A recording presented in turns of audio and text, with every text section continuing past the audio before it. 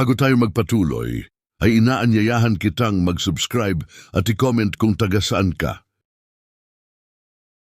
Sa mundo natin ay madaming masasakit na katotohanan. Marahil isa na sa mga ito ay kapag wala kang pera, ay basura ang tingin sa iyo ng mga tao kahit nakamag-anak mo pa sila. Yung kapag wala kang narating sa buhay, ay wala din kumikilala sa iyo at walang pumapansin sa iyo.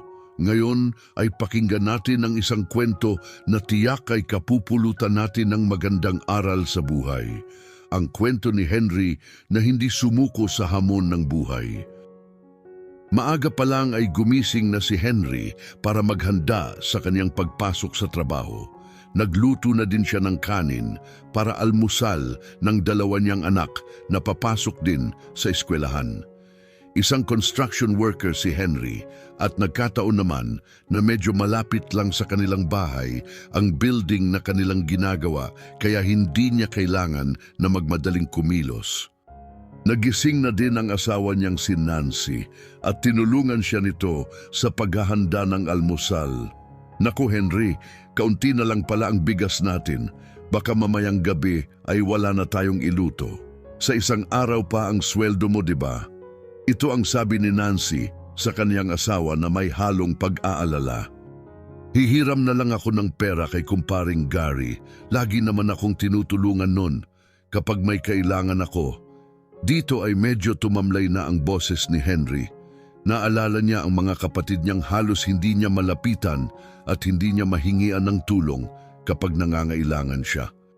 Mabuti pa nga ang ibang tao, Henry, natutulungan tayo, samantalang ang mga kapatid mo ay halos hindi ka kilala. Kailan ba tayo nakahingi ng kahit 1 kilong bigas sa kanila? Matapos mo silang tulungan na makapag-aral dati, ay ganyan lang pala ang isusukli sa iyo. Ito ang saad ni Nancy na may halong pagkainis sa mga kapatid ng kaniyang asawa. Panganay si Henry sa 3 magkakapatid at may naging pakiusap sa kanya ang kanilang ama noon. Henry, maaari bang huminto ka muna sa pag-aaral dahil hindi natin kaya kung itutuloy mo ang pagpasok mo sa kolehiyo. Magtrabaho ka muna para makatulong dito sa bahay at para makapag-aral ang 2 mo pang kapatid. Ito ang sabi noon ng kanilang ama na si Mang Mario kay Henry. Dahil panganay ay nagpaubaya siya sa 2 niyang kapatid at tinulungan ang mga itong makatapos hanggang college. Nagtrabaho noon si Henry bilang construction worker at binibigay ang lahat ng kaniyang sweldo sa 2 niyang kapatid. Ngunit nang makatapos ang mga ito ay umalis na sila ng kanilang bahay at nag-asawa na. Hindi rin nagbibigay ang mga ito ng pera sa kanilang magulang. Kaya kahit gustuhin man ni Henry na siya naman ang pumasok muli sa eskwelahan ay hindi na niya nagawa. Ipinagpatuloy na lamang niya ang pagtatrabaho sa construction hanggang pumanaw ang kanilang mga magulang. Nagbigay lamang ang kaniyang kapatid na si Marvin ng 10,000 piso, ganun din ang bunso niyang kapatid na si Lorna para sa pagpapalibing ng kanilang magulang. Mula noon ay hindi na nagparamdam pa kay Henry ang kaniyang mga kapatid. Si Marvin na isang nurse ay nagtungo na sa Canada at doon nagtrabaho. Samantalang ang kaniyang bunsong kapatid na si Lorna ay isa namang teacher ay halos hindi man lang siya dinadalaw sa kanilang bahay. Masama man ang loob sa mga kapatid ay pinilit niya ito huwag nang isipin at mag-focus na lang sa kaniyang sariling pamilya. Paring Gary, pwede ba akong makahiram sa iyo ng pera? Sobrang kinapos lang talaga kami, pambibili lang namin ng bigas. Pasensya ka na kung lagi ako sa iyo lumalapit. Alam mo namang hindi ko malapitan ang mga kapatid ko. Ito ang sabi ni Henry sa kaniyang kumparing si Gary nang makita niya ito sa kanilang lugar. Walang problema sa akin yan, Henry, basta ikaw. Bata pa lang tayo ay magkasama na tayo dito, hindi ka na iba sa akin. Ito ang 1,000, pagkasyahin mo na lang muna yan. Pwede kang bumalik sa sweldo ko kapag kinulang pa yan. Halos magliwanag ang mukha ni Henry habang inaabot ni Gary ang 1,000 sa kanya. para siyang nabunutan ng tinik sa lalamunan dahil sa wakas ay makakabili na siya ng bigas. Nagpasalamat si Henry kay Gary at umalis na para bumili ng bigas. Pagka-uwi ng bahay ay natuwa ang kaniyang asawa dahil matutulog sila ng may laman ang kanilang tiyan. Makalipas ang ilang linggo ay biglang dumating sa bahay nila Henry ang kapatid nitong si Lorna. Nasa trabaho noon si Henry at si Nancy lang ang naabutan nito sa bahay. Nancy, sabihin mo sa asawa mo na iniimbitahan namin siya ni Marvin sa isang handaan at parang family reunion na rin natin dahil darating si Marvin galing sa Canada. Sa susunod na linggo na yon, sinabihan niya ako na imbitahan kayo at isama niyo na din ang dalawa ninyong anak.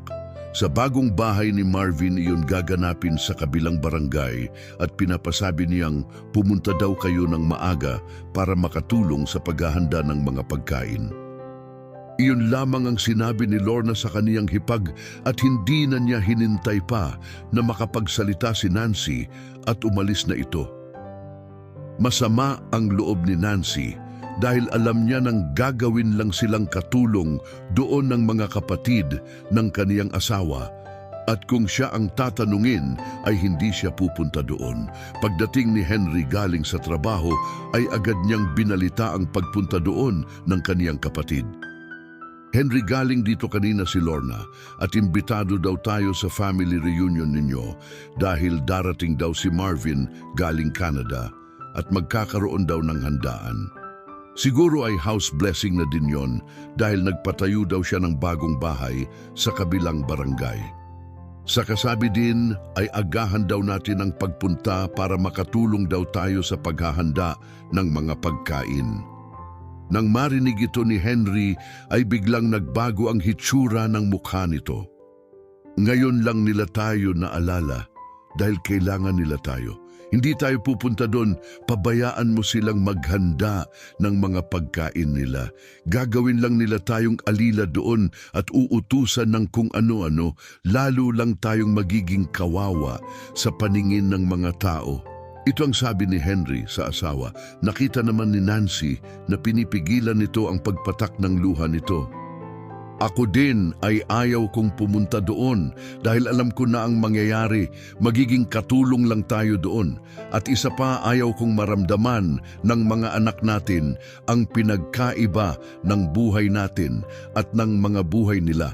Alam kong mahirap lang tayo pero naniniwala akong may awa ang Diyos sa atin, Henry, at hindi niya tayo pababayaan. Dumating ang araw ng reunion at hindi nga nagpunta doon ang mag-asawang Henry at Nancy. Nagalit naman si Marvin at Lorna dahil walang nag-asikaso at naghanda ng mga pagkain para sa kanilang mga bisita. Lorna, di ba sabi ko, ay papuntahin mo dito ang pamilya ni Kuya Henry pero tanghali na ay wala pa sila. Ito ang sabi ni Marvin na mataas sa boses dahil madami sa kaniyang mga bisita ang hindi pa kumakain. Sinabihan ko silang pumunta pero hindi ko alam kung bakit wala pa sila. Wala silang nagawa kundi sila na lang ang nagtulong-tulong na magluto ng mga handang pagkain. Naroon ang asawa ni Lorna at mga anak nito at sila ang tumulong sa pagluluto. Nagalit si Marvin at nagbantang pupuntahan sila Henry pagkatapos ng handaan. Nang sumunod na araw ay maagang pumunta si Marvin sa bahay ni Henry para kastiguhin sa hindi niya pagsipot sa kanilang reunion. Hoy Henry, bakit hindi kayo nagpunta sa reunion natin kahapon? Alam niyo bang walang naghanda ng mga pagkain?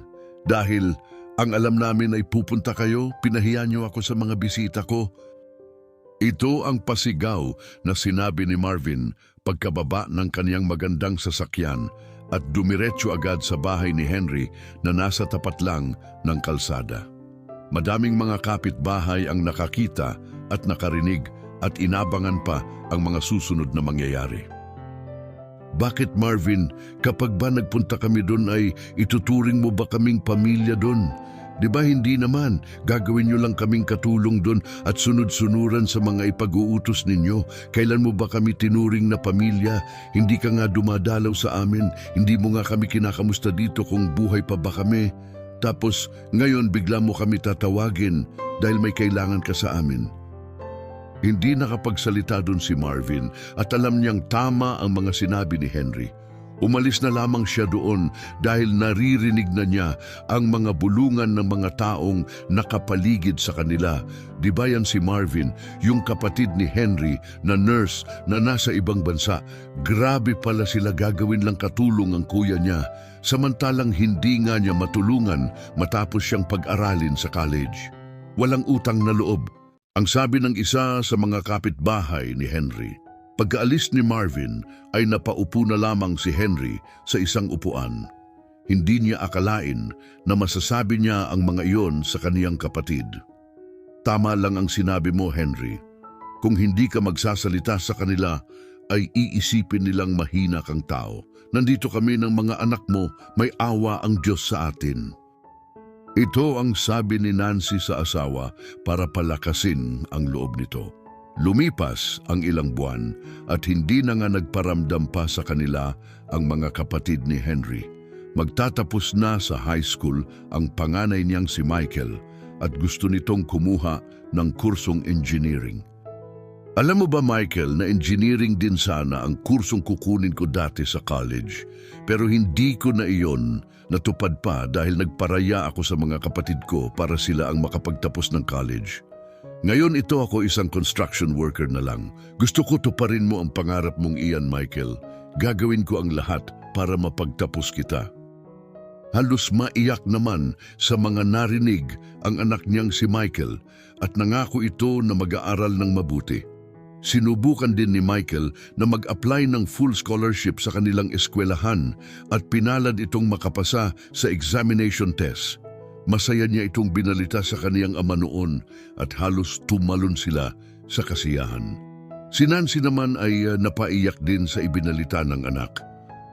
Ngayon na kaunti na lang ang gastos mo sa college ay pagbutihin mo ang pag-aaral, anak, para makatapos ka. Alam ni Henry na kahit full scholar ang kaniyang anak ay gagastos pa rin sila, kaya umisip siya ng paraan kung paano niya mapapalaki ang kaniyang kinikita.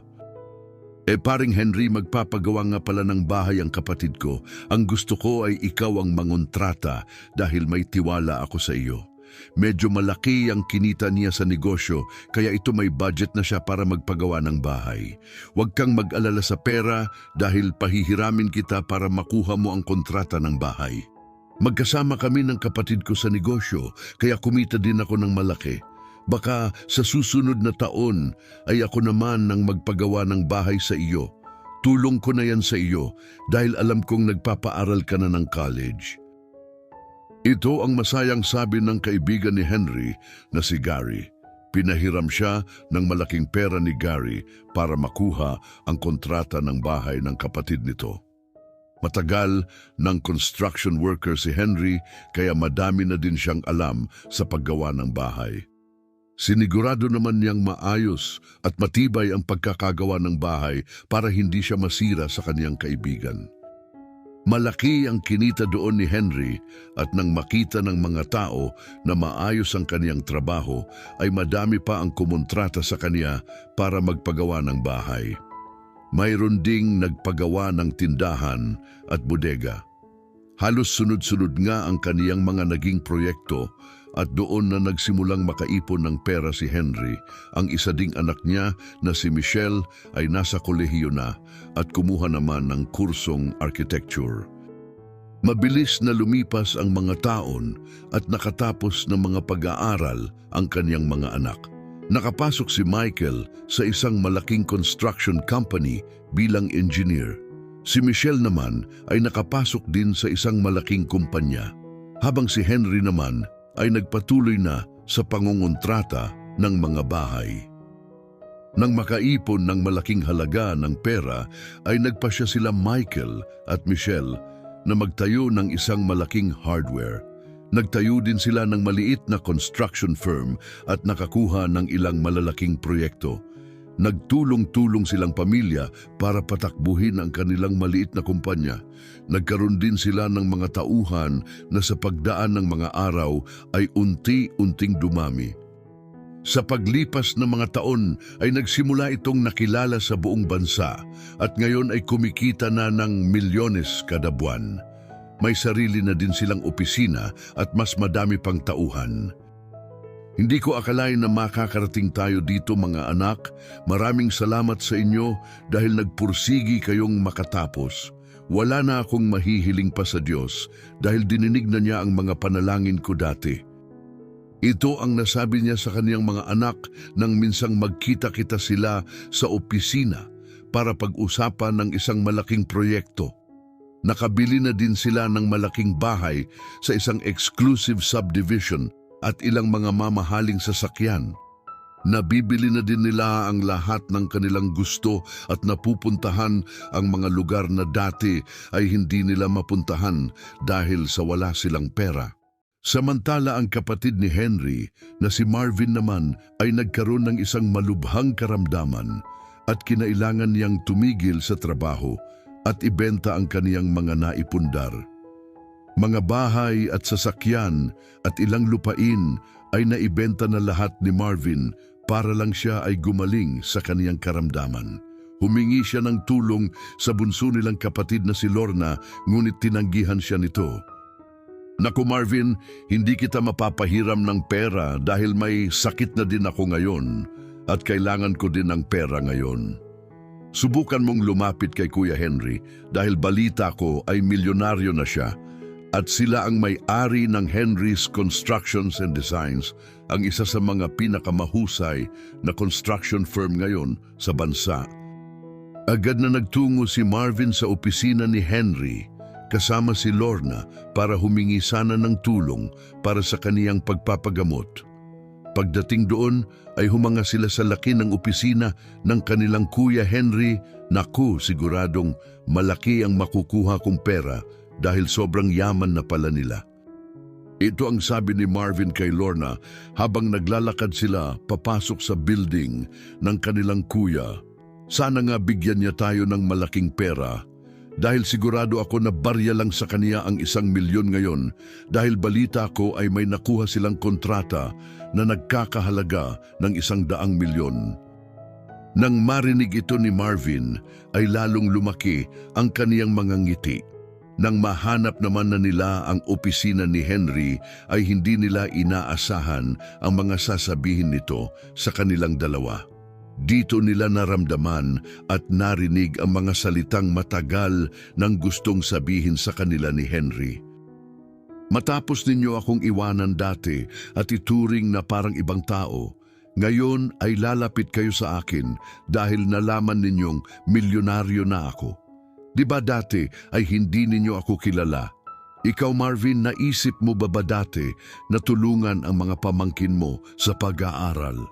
Kahit sobrang hirap ng buhay ay nairaos namin ang pag-aaral nilang dalawa at ito na nga ang naging bunga ng aming mga sakripisyo. Ito ang mga nasabi ni Henry sa dalawang nakababatang kapatid na may halong sama ng loob at hinanakit. Kasabay nito ang pagtulo ng mga luha mula sa kaniyang mga mata. Gusto niyang turuan ng mga leksyon ang mga ito, kaya pinagtabuyan niya ang dalawa. Lumayas na kayong dalawa dito kung ayaw ninyong tumawag pa ako ng security. Noong panahong kailangan ko ng tulong, ay dinamayan niyo ba kami? Ngayon, alam na ninyo ang pakiramdam na walang malapitan. Pagkatapos marinig ang mga sinabi ni Henry, ay nagpasya nang umalis ang dalawa na bakas sa mukha nila ang kalungkutan. Naaawa man si Henry sa mga kapatid, ay pinilit niyang huwag magpadala sa awang kaniyang nararamdaman para maturuan niya ng leksyon ang mga ito. Nang sumunod na araw, habang kumakain silang pamilya ng almusal, ay naikwento ni Henry kay Nancy ang pagpunta ng dalawa niyang kapatid sa opisina para humingi ng tulong. Sa tingin ninyo, tama ba ang ginawa ko sa dalawa kong kapatid o dapat ko na silang patawarin? Ito ang tanong ni Henry sa kaniyang asawa at dalawang anak habang sila ay kumakain. Para sa akin ay patawarin mo na lang sila, tutal ay pinagbayaran na rin naman nila ang mga ginawa nila sa atin dati. Tignan mo si Marvin, nagkasakit na at nawala na sa kanya ang lahat ng naipundar niya. Si Lorna naman ay may sakit ng nararamdaman at balita ko yung asawa niya ay may sakit din na malubha. Yun anak naman niyang babae ay nabalitaan ko naman na nabuntis daw ng maaga. Habang ang isa naman daw ay tamad mag-aral kaya hindi na nag-aral ng kolehiyo. Nasa atin na ang lahat, Henry, at sa tingin ko ay hindi na natin kailangan pang gumanti sa kanila dahil Diyos na ang gumawa niyon para sa atin. Ito naman ang sagot ng kaniyang asawa. Habang ang dalawa naman niyang anak na si Michael at Michelle ay tahimik lamang at pinapaubaya na sa kanilang ama ang kaniyang magiging pasya. Pagkatapos kumain ay nagpasya si Henry na puntahan ang mga kapatid para kausapin. Sumama na din ang kaniyang asawa at mga anak. Araw ng linggo yon kaya wala silang mga pasok sa opisina. Dumiretso muna sila sa simbahan para magdasal at para ipagdasal ang dalawa niyang kapatid. Nagpasalamat din sila sa Diyos dahil hindi sila pinabayaan at dininig ang kanilang mga panalangin dati. Pagdating sa bahay ni Lorna ay nadatnan nila doon si Marvin at nagulat ito nang makita sila. Pumasok si Henry para kausapin ang dalawa habang sila Nancy at mga anak niya ay naiwan na lamang sa kanilang sasakyan. Makinig kayong dalawa, hindi naman ako masamang tao at kapatid ko kayo kaya hindi ko kayo kayang tiisin sa mga sitwasyon ninyo ngayon. Narito ang tig-1,000,000 para sa inyong dalawa. Gamitin mo yan, Marvin, para magpagamot. Pwede ka din magpunta sa opisina ko at bibigyan kita ng trabaho para may pagkakitaan ka. Ikaw naman, Lorna, ay ipagamot mo yang asawa mo at magpa-check up kung ano din ang karamdaman mo bago pa yan lumala. Napaiyak ang dalawa nang makita ang mga perang inabot sa kanila ni Henry. Humingi ng tawad si Marvin kay Henry sa mga ginawa at sinabi niya dito dati at nangakong magbabago na. Ganon din si Lorna at kapwa sila pinatawad ng Kuya Henry nila. Lumabas doon si Henry na masaya at maluwag ang kalooban. Nagpatawad siya dahil alam niyang iyon ang tamang gawin.